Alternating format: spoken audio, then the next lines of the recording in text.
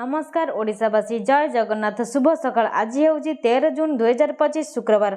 आज दिन में टॉप 20 गुरुत्वपूर्ण खबर उपर आसतु नजर पकाइबा। भिडियोटी को शेष पर्यंत देखंतु। किछि समय मध्य जानिपारे आज दिन जाकर संपूर्ण खबर विषय। प्रत्येक दिन नुआ नुआ खबर पाई चैनल को प्रथम कर आसीथिले चैनल को सब्सक्राइब करी पाखरे आसीथुवा बेल आइकन को दबाई देबे एवं वीडियो को गोटे गोटे लाइक निहाती करिदेबे। खबर नंबर 1 विमान दुर्घटनार 133 यात्री मृत। अहमदाबाद विमान बंदर निकटर एयर इंडिया एक विमान दुर्घटनाग्रस्त होईची। एही भयंकर दुर्घटनार अति कम 133 जनक मृत्यु होइतिबा कुहाଯାଉଛି, किंतु सरकारी स्तर में एने घोषणा करा जाय नाही। विमान रे पाखापाखि 242 यात्री थिले, जेउथिरे 230 यात्री एवं 12 क्रू मेंबर सामिल थिले। दुर्घटना अहमदाबादर मेघानीनगर अंचल में घटिची। उड़ान भरिबार किछि समय पर क्रैश होइथिला। खबर नंबर 2 युक्त 3 नामलेखा आसिला प्रथम पर्याय कटअफ लिस्ट। युक्त 3 नामलेखा आसिला प्रथम पर्याय मेधा तालिका। सर्वाधिक कटअफ सह रेभेन्सा विश्वविद्यालय आगे रही। राजनीति विज्ञान में सर्वाधिक 92.80% कटअफ मार्क रही बेले प्राणी विज्ञान में 94%, पदार्थ विज्ञान में 93.67%, वाणिज्य 90.50% कटअफ मार्क रही। सूचना था कि प्रथम पर्यायर 4टी राउंड रे नाम लेखाଯିब। एथिपाई चयन होइतिबा छात्र छात्री 12 ରୁ 17 तारिख मध्य नामलेखा फी जमा करने सह नाम लेखाई पारिबे। द्वितीय पर्याय मेधा तालिका 22 तारिख में प्रकाश पाइब। खबर नंबर 3 विकास वाहन शुभारंभ कले मुख्यमंत्री। 314 ब्लॉक रे बुली गुरुवार राज्यस्तरीय विकास वाहन शुभारंभ करिसेंती मुख्यमंत्री मोहन चरण माझी। आज यह जून 21 जाए गड़िब। एही योजनार मुख्य उद्देश्य है सरकारी योजना संबंध में लोकंकु सचेतन करिबा। राज्यर 314टी ब्लॉक रे एही विकास वाहन बुलिब। एथिसहित 5 महानगर निगम 115 पौरांचल भी एही जान बुली सचेतन करिब। खबर नंबर 4 भद्रक रे बढ़ुची उत्तेजना। 5 स्थान रे इंटरनेट सेवा बंद। गो माफिया संघबद्ध आक्रमण भद्रक जिला तिहिडी ब्लॉक कसटी ग्रामर गोरक्षक संतोष परिडा मृत्यु पर उत्तेजना आशंका करी जिलार 5टी स्थान रे इंटरनेट सेवा बंद करा जायछि। जिलार भद्रक ब्लॉक पौरपालिका धामनगर एनएसी और ब्लॉक तिहिडी ब्लॉक एही 5 स्थान रे अनिर्दिष्ट समय पर्यंत इंटरनेट सेवा बंद रहिबो बोली सरकार और जिला प्रशासन पक्षरु निर्देश जारी करा जायछि। खबर नंबर 5 पुरी देई गति करुछि मौसुमी। 13 जाए प्रबल अति प्रबल वर्षा। दक्षिण पश्चिम मौसुमी वायु ओडिशा रे सक्रिय रहितबा बेले राज्यर विभिन्न स्थान रे वर्षा जारी रही। भुवनेश्वर, पुरी, गंजाम, नयागढ़ जिले में हालुकारू मध्यम धरणर वर्षा देखा देइछि, जहाँ गरम और गुळुगुळीरू किछिटा आश्वस्ति देइछि। बंगोपसागरु बहुथिबा आर्द्र वायु प्रभाव में आगामी दिन में वर्षा बढ़िबा संभावना रही। भुवनेश्वर स्थित आंचलिक पाणीपाग केन्द्र अनुसार वर्षा जोगु राज्यर दिन तापमात्रा 2 ରୁ 4 डिग्री सेल्सियस ह्रास पाइब। गत किछि दिन धरी राज्य में गरम और गुळुगुळी अनुभूत होउथिबा बेले एही वर्षा जनजीवन को किछि आश्वस्ति देबो बोली आशा करा जाउछि। खबर नंबर 6 एणिकी आधार कार्ड नथिले भी स्कूल नाम लेखाई हेबो। जानतु कौन कहले मंत्री। चलित वर्षर स्कूल नाम लेखा आधार कार्ड बाध्यतामूलक करा जायथिला, किंतु एबे सेथिरे कोहल करा जायछि। जेउ पिलामानकर आधार कार्ड नाही सेमाने मध्ये एडमिशन करि परिबे। परवर्ती समय रे पिलामाने स्कूल निजर आधार कार्ड कॉपी दाखल करि परिबे। जेउ पिलांकर आधार कार्ड नाही एवं केमिति सेमानकर आधार कार्ड होई परिबो सेथिपे सरकार व्यवस्था करियो बोली विद्यालय और गणशिक्षा विभाग मंत्री नित्यानंद गंड सूचना दैछंती। खबर नंबर 7 सुभद्रा योजनार तृतीय किस्ती राशि 5000 जहाँ 2025 रक्षाबंधन अवसर में हिताधिकारी खाता रे जमा होबार संभावना रही।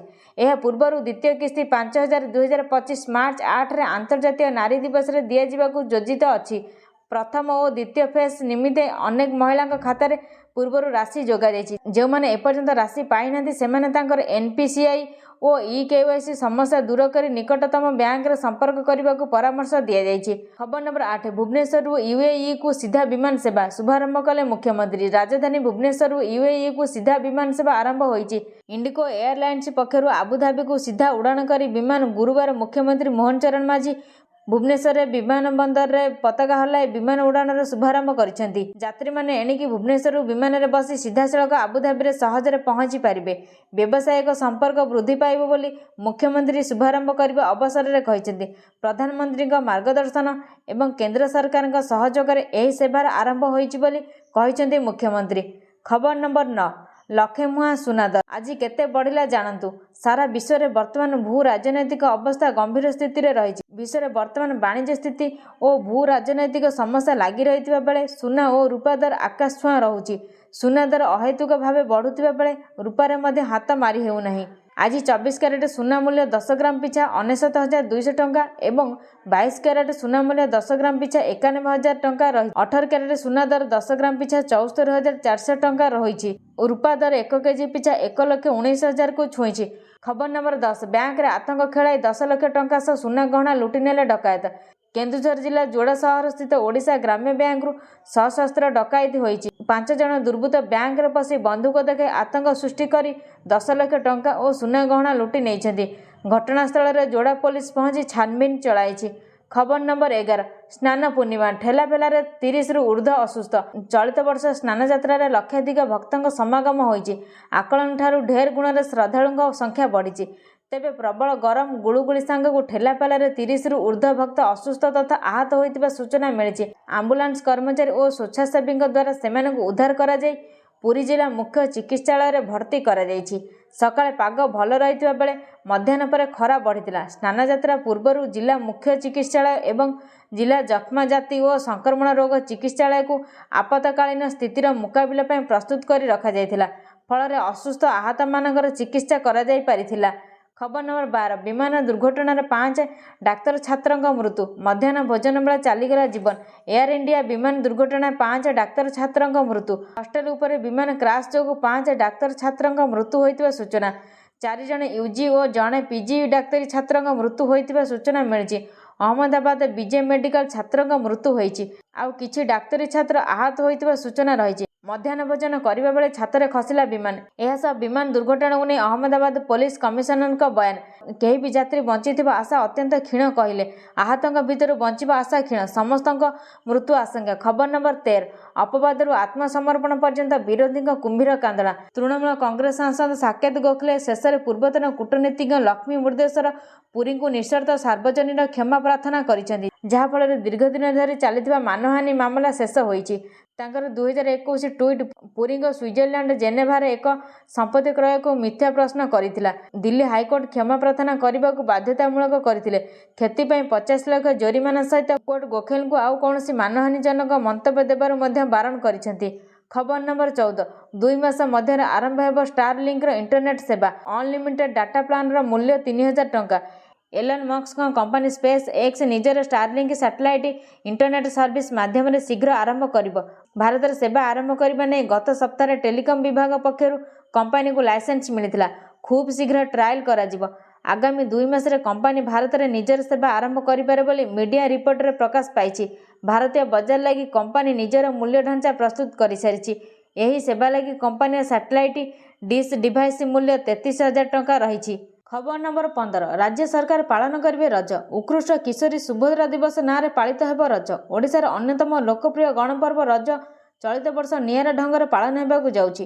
ପ୍ରଥମ ଥର ପାଇଁ ରାଜ୍ୟ ସରକାର ରଜ ପର୍ବକୁ ନିଆରା କରିବାକୁ ଯାଉଛନ୍ତି। ଏନେଇ ସରକାର ଆଜି ଗୁରୁତ୍ୱପୂର୍ଣ୍ଣ ଘୋଷଣା କରିଛନ୍ତି। ଦିନକ ପରେ ରଜ ପାଳନ ହେବ। ଏଥିପାଇଁ ରାତି ପାହିଲେ ସଜବାଜ ଚାଲିବ। ରାଜ୍ୟରେ ଆସନ୍ତା 14 ତାରିଖ ଶନିବାର ପହିଲି ରଜ ପାଳନ ହେବ। ତେଣୁ ଆଜି ରାଜ୍ୟ ସରକାର ଏହି ବର୍ଷ ରଜ କିଛି ଭିନ୍ନ ଧରଣର କରିବାକୁ ଯୋଜନା କରିଛନ୍ତି। ସରକାରୀ ସ୍ତରରେ ଏଥର ରଜ ପାଳନ ହେବ। ସରକାର ଏନେଇ ବିଧିବଦ୍ଧ ନିଷ୍ପତ୍ତି ନେଇଛନ୍ତି। ଖବର ନମ୍ବର 16। ଜୁଲାଇ 1ରୁ IRCTC ୱେବସାଇଟ୍ ଏବଂ ଆପ୍ରେ ତତ୍କାଳ ଟିକେଟ୍ ବୁକିଂ କରିପାରିବେ ଆଧାର ଥିବା ବ୍ୟବହାରକାରୀମାନେ। ତତ୍କାଳ ଟିକେଟ୍କୁ ସୁଲଭ ଏବଂ ସ୍ୱଚ୍ଛ କରିବା ଏବଂ ପ୍ରକୃତ ଯାତ୍ରୀଙ୍କ ସ୍ୱାର୍ଥର ସୁରକ୍ଷା ଉଦ୍ଦେଶ୍ୟରେ ଭାରତୀୟ ରେଳବାଇ ତତ୍କାଳ ଟିକେଟ୍ ବୁକିଂ ବ୍ୟବସ୍ଥାରେ ପ୍ରମୁଖ ପରିବର୍ତ୍ତନ ଘୋଷଣା କରିଛି। ଏହି ପରିବର୍ତ୍ତନଗୁଡ଼ିକ ବ୍ୟବହାରକାରୀଙ୍କ ପ୍ରାମାଣିକତାକୁ ବୃଦ୍ଧି ଏବଂ ଯୋଜନାର ଅପବ୍ୟବହାରକୁ ହ୍ରାସ କରିବା ପାଇଁ ଉଦ୍ଦିଷ୍ଟ।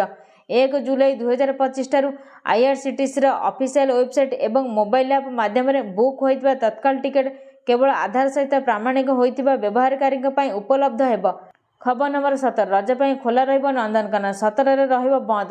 16 ତାରିଖ ସୋମବାର ଖୋଲା ରହିବ ନନ୍ଦନକାନନ। ରଜ ପାଇଁ ଖୋଲା ରହିବ ନନ୍ଦନକାନନ। 17 ତାରିଖ ଦିନ ବନ୍ଦ ରହିବ ନନ୍ଦନକାନନ। ନନ୍ଦନକାନନ ପ୍ରାଣୀ ଉଦ୍ୟାନ କର୍ତ୍ତୃପକ୍ଷଙ୍କ ସୂଚନା। ରଜ ଅବସରରେ ଖୋଲା ରହିବ ନନ୍ଦନକାନନ। ଏନେଇ ଉଦ୍ୟାନ କର୍ତ୍ତୃପକ୍ଷ ଦେଲେ ସୂଚନା। ଖବର ନମ୍ବର 18। ଝାରସୁଗୁଡ଼ା ଚାଷୀଙ୍କଠୁ ଭାରତ ମସଲା କିଣିଲା 2 ମେଟ୍ରିକ୍ ଟନ୍ ଅଦା। ଭାରତ ମସଲା କୃଷିକୁ ପ୍ରାଧାନ୍ୟ ଦେଇ କୃଷିଜାତ ଦ୍ରବ୍ୟକୁ ସିଧାସଳଖ କୃଷକମାନଙ୍କଠାରୁ କ୍ରୟ କରି ପରୋକ୍ଷରେ ସେମାନଙ୍କୁ ପ୍ରୋତ୍ସାହନ ଦେଇ ଆସୁଛି। ଏହି ପରିପ୍ରେକ୍ଷୀରେ ଭାରତ ମସଲା କମ୍ପାନୀ ଝାରସୁଗୁଡ଼ା ଜିଲ୍ଲା ଲଖନପୁର ବ୍ଲକର ଚାଷୀଙ୍କଠାରୁ 2 ମେଟ୍ରିକ୍ ଟନ୍ ଶୁଖିଲା ଅଦା କ୍ରୟ କରିଛି। ଭାରତ ମସଲା ସହ ଚୁକ୍ତିନାମା ଅନୁଯାୟୀ ଓରମାସ ମଧ୍ୟ ଏଥିରେ ସହଯୋଗ କରିଥିଲା। କୋଇଲି କୁକୁର ଫାର୍ମ ସଂସ୍ଥାକୁ ଏଫ୍ପିଓ ମାଧ୍ୟମରେ ବୈଷୟିକ ତାଲିମ ଦେଇ ଉନ୍ନତମାନର ଶୁଖିଲା ଅଦା ଜିନ୍ସର ଚିପ୍ସ ଉତ୍ପାଦନ କରିବାରେ ଓରମାସ ସହାୟତା କରିଥିଲା। ଫଳରେ ଚାଷୀମାନେ ପୂର୍ବରୁ ବିନା ପ୍ରକ୍ରିୟାରେ ଅଦା କେଜି ପ୍ରତି ମାତ୍ର 40 ଟଙ୍କାରେ ବିକ୍ରି କରୁଥିବା ବେଳେ ଏବେ ନୂତନ ପ୍ରକ୍ରିୟାରେ ବହୁ ଅଧିକ ମୂଲ୍ୟରେ ଭାରତ ମସଲା କମ୍ପାନୀକୁ ବିକ୍ରି କରୁଛନ୍ତି। ଖବର ନମ୍ବର 19 ପ୍ରଧାନମନ୍ତ୍ରୀ କିଷାନ ସମ୍ମାନ ନିଧି ପିଏମ୍ କିଷାନ ଯୋଜନାର 20ତମ କିସ୍ତି 2025 ଜୁନ୍ ମାସରେ ଜାରି ହେବାର ସମ୍ଭାବନା ରହିଛି। ଏହା ପୂର୍ବରୁ 19ତମ କିସ୍ତି 2025 ଫେବୃଆରୀ 24 ତାରିଖରେ ଚାଷୀମାନଙ୍କ ଖାତାରେ ଦିଆଯାଇଥିଲା। ଏହି ଯୋଜନା ଅନ୍ତର୍ଗତରେ ଚାଷୀମାନେ ପ୍ରତିବର୍ଷ 6,000 ରାଶିକୁ 3ଟି କିସ୍ତିରେ ରାଜ୍ୟ ସରକାର ମାଧ୍ୟମରେ ପାଇଥାନ୍ତି। ଆଗାମୀ 20ତମ କିସ୍ତି ପାଇଁ ସମସ୍ତ ଚାଷୀଙ୍କୁ EKYC ସମ୍ପୂର୍ଣ୍ଣ କରିବା, ଆଧାର ଓ ବ୍ୟାଙ୍କ ଖାତା ଲିଙ୍କ କରିବା ଓ ଜମି ରେକର୍ଡ ଅଦ୍ୟତନ କରିବା ଆବଶ୍ୟକ। ଏଥିପାଇଁ କୃଷି ଓ କୃଷକ କଲ୍ୟାଣ ମନ୍ତ୍ରଣାଳୟ ଦ୍ୱାରା ଏକ ସାଟୁରେସନ ଡ୍ରାଇଭ୍ ଆରମ୍ଭ କରାଯାଇଛି, ଯାହା ମାଧ୍ୟମରେ ଯୋଗ୍ୟ ଲାଭାନ୍ୱିତ ଚାଷୀମାନେ ଯୋଜନାରେ ସାମିଲ ହେବେ। ଚାଷୀମାନେ ନିଜ ନାମ ତାଲିକାରେ ଅଛି କି ନାହିଁ ତାହା ଜାଣିବା ପାଇଁ pmkisan.gov.in ୱେବସାଇଟକୁ ଯାଇ ସ୍ଥିତି ଯାଞ୍ଚ କରିପାରିବେ। ସମୟରେ ସମସ୍ତ ଆବଶ୍ୟକ କାର୍ଯ୍ୟ ସମ୍ପୂର୍ଣ୍ଣ କଲେ ଆପଣ ବି ପିଏମ୍ କିଷାନର 20ତମ କିସ୍ତିରୁ ଲାଭ ଉଠାଇପାରିବେ। ଖବର ନମ୍ବର 20 ଖୁବ୍ ଶୀଘ୍ର ନୂଆ ଏନ୍ଏସି ପୌରପାଳିକା ଘୋଷଣା 24ଟି ବ୍ଲକକୁ ଏନ୍ଏସି କରିବାକୁ ପ୍ରସ୍ତୁତି ଶେଷ ହୋଇଛି। ରାଜ୍ୟ ସରକାର ଖୁବ୍ ଶୀଘ୍ର ରାଜ୍ୟବାସୀଙ୍କୁ 10ରୁ ଅଧିକ ଏନ୍ଏସି ଓ 2ରୁ ଅଧିକ ପୌରପାଳିକା ଭେଟିଦେବେ।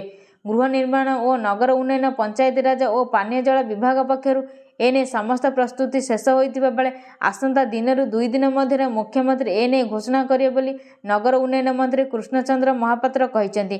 ଆଜି ଗଣମାଧ୍ୟମକୁ ସୂଚନା ଦେଇ ମନ୍ତ୍ରୀ ଶ୍ରୀ ମହାପାତ୍ର କହିଛନ୍ତି ଯେ ରାଜ୍ୟରେ ନୂଆ ଏନ୍ଏସି ଏବଂ ଏନ୍ଏସିକୁ ପୌରପାଳିକାରେ ପରିଣତ କରିବା ନେଇ ଜିଲ୍ଲାପାଳମାନଙ୍କୁ ଫିଜିବିଲିଟି ରିପୋର୍ଟ ମଗାଯାଇଥିଲା। ସମ୍ପୂର୍ଣ୍ଣ ଭିଡ଼ିଓଟିକୁ ଦେଖୁଥିବାରୁ ଧନ୍ୟବାଦ।